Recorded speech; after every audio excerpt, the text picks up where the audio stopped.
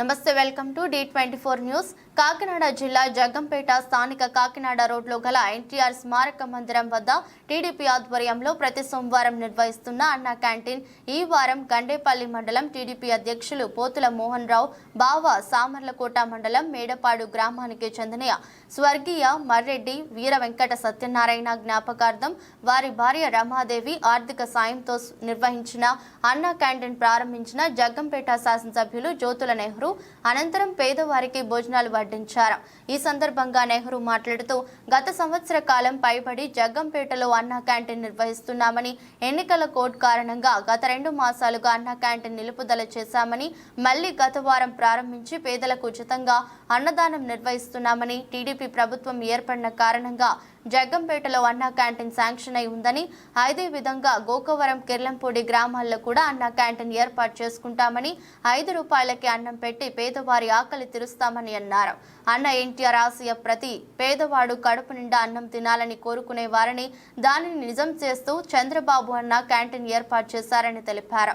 ఈ కార్యక్రమంలో ఎస్వీఎస్ అప్పలరాజు, పోతుల మోహన్ రావు, మారిశెట్టి భద్రం, కొత్త కొండబాబు, బొల్లంరెడ్డి రామకృష్ణ, రుచి హోటల్ నాగేంద్ర చౌదరి, కంటిపూడి రామారావు తదితరులు పాల్గొన్నారు.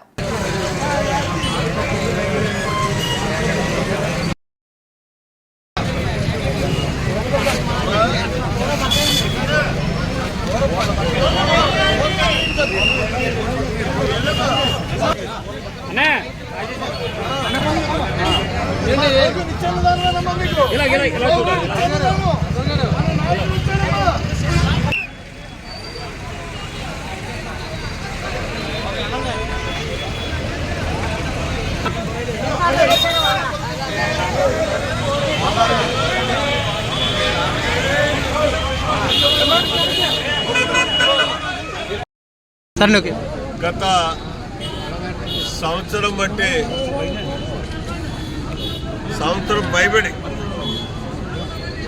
అన్నా క్యాంటీన్ ప్రతి సోమవారం మన జగ్గంపేటలో ఎన్టీఆర్ సముదాయంలో నిర్వహించడం జరుగుతుంది.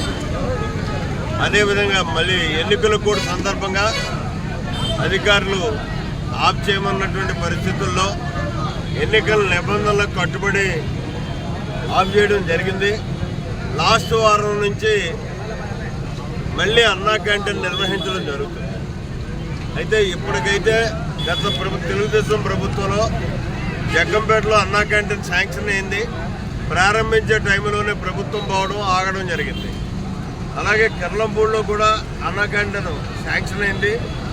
అది కూడా ఈ 2 తొందరలో ప్రారంభిస్తాం. గోకవరానికి కూడా శాంక్షన్ తెచ్చుకుంటాం. ఈ 3 అన్నా క్యాంటీన్లు కూడా నిత్య అన్నదానంతో ఇదవుతాయి. ఇది అన్నదానం అనేదానికంట, ఎందుకంటే 5 రూపాయలు ఇచ్చుకొని అన్నం పెడతాం. అతి తక్కువ ధరకి అన్నం పెట్టేటటువంటి కార్యక్రమాన్ని అన్నా క్యాంటీన్ల ద్వారా నిర్వహిస్తాం. కాబట్టి అన్నగారి యొక్క ఆశయం ఏదైతే ఉందో, ఆకలితో పేదవాడు ఉండకూడదనేటటువంటి ఆశయానికి అనుగుణంగా తెలుగుదేశం ప్రభుత్వం తీసుకున్నటువంటి నిర్ణయం, దాన్ని మళ్ళీ పునర్వ్యవస్థీకరిస్తున్నామని చెప్పడానికి మాత్రం చాలా సంతోషిస్తున్నాం.